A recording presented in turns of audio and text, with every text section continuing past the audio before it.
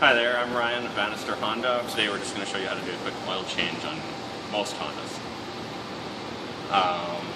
First, obviously, we need to open the hood. I popped it from under the dash already. We'll open here. And then we're going to go under the car.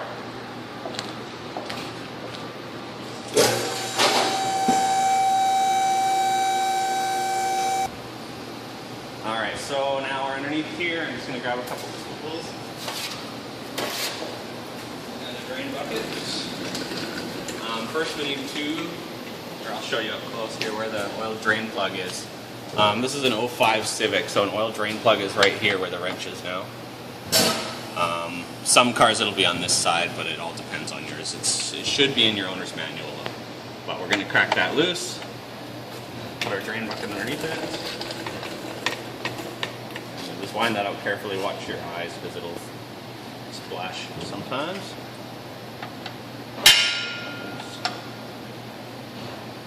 Slow. It's kind of an art to not get oil all over your hands doing this part. That's it, hang on to the plug.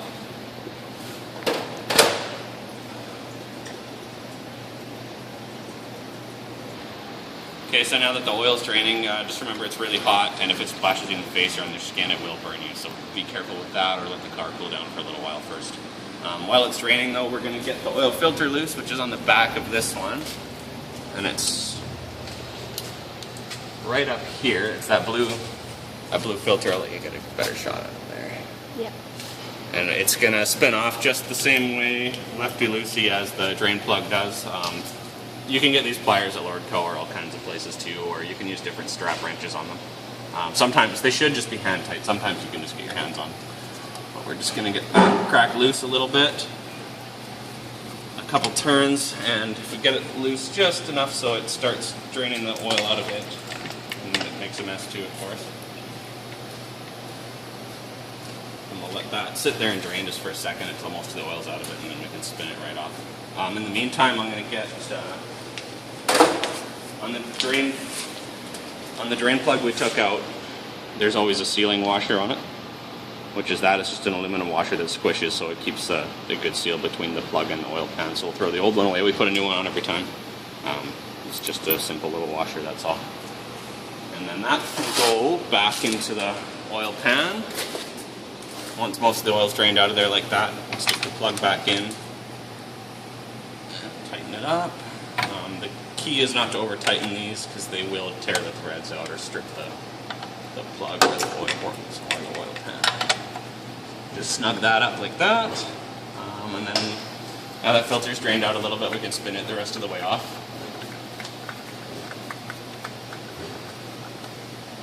Lots of dump the oil everywhere. One thing to keep in mind is when you take the oil filter off, there's a rubber O-ring or a seal right around the outside here, and make sure it comes off with the oil filter. If it's still stuck up on the engine when you put the new filter on, it will leak for sure. Usually they stay on there, but just a good thing to keep an eye on. You get a brand new filter, plastic off of it, and then that's that O-ring I was talking about. You can see it a bit better on here. It's just a black rubber seal.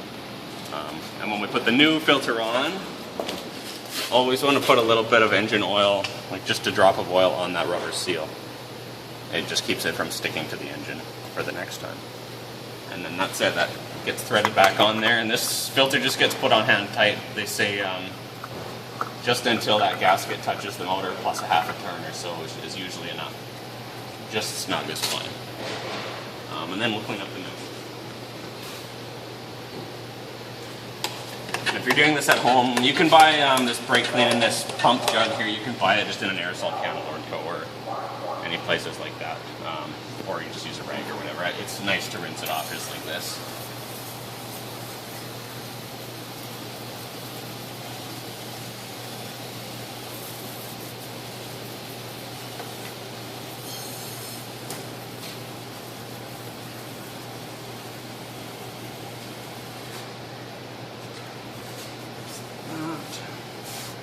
Just wipe it all off so it doesn't drip on the driveway.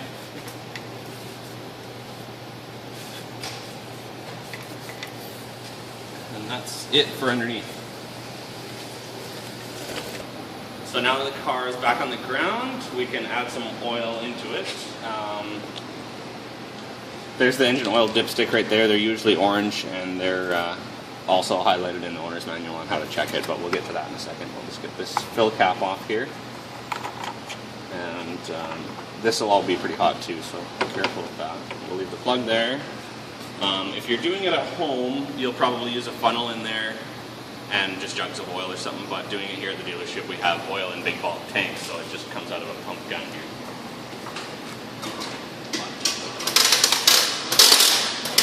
It's the same thing. So put that in there. And this car takes 3.3 liters of oil. Every car is different, so it's a good idea to start with 3 liters or so on most cars and then check it from there. But it should say in the owner's manual on how much your car takes roughly too. This one takes 3.3 or so. Alright. Okay, so now there's 3.3 liters of oil in there. We'll just double check and have a quick look first and see if we're close. As long as it's close to where it should be, then we can start it up. You don't want to start the car unless you know there's some oil in it or it's close to where it should be. So the oil should be right between these two dots on the dipstick. The top one is perfect. Anywhere in between them is considered safe. So there's nothing on there right now because I wiped it off, but we'll dip that in there and make sure this is seated all the way down and then back out. And you can see the oil line right about there, and it's just over the dot, but that's because we haven't started the engine and it hasn't filled that filter up yet. So that means we're safe enough to start it up now and see where that level really is. Put that back in, the cap on, and we can reach inside the car and start it up for a second. Okay, so we're just going to start the car up now. We only need to let it run for a few seconds until the oil pressure light turns off, and that means there's enough oil pressure built up in the engine and everything's full. So we'll just start it up here. I'll point to the light. It's this red light right here above my finger. It'll stay on for a few seconds and then go off like that, and that's good enough. Now we can turn the engine off, and then we can... Okay. So now that the engine was started and ran for a few seconds until that pressure light went out, you want to let the car sit there for a few minutes, at least 5 minutes or so, for the oil to just drain back down into the bottom of the oil pan so it can be checked accurately. If you do it too soon, it'll show that it's not full enough. If you do it 3 hours later, it should be right, but 10 minutes or 5 minutes is close enough. So now that we've waited a few minutes, we'll check it again here. Just wipe the dipstick off, get all the oil off of it, make sure those two holes are clear, and then back in all the way down until it bottoms out, and then back up carefully and sideways so it doesn't run. And then it should be right on that top dot, so you can just see the color difference on the stick there. So that's perfect. And that's all.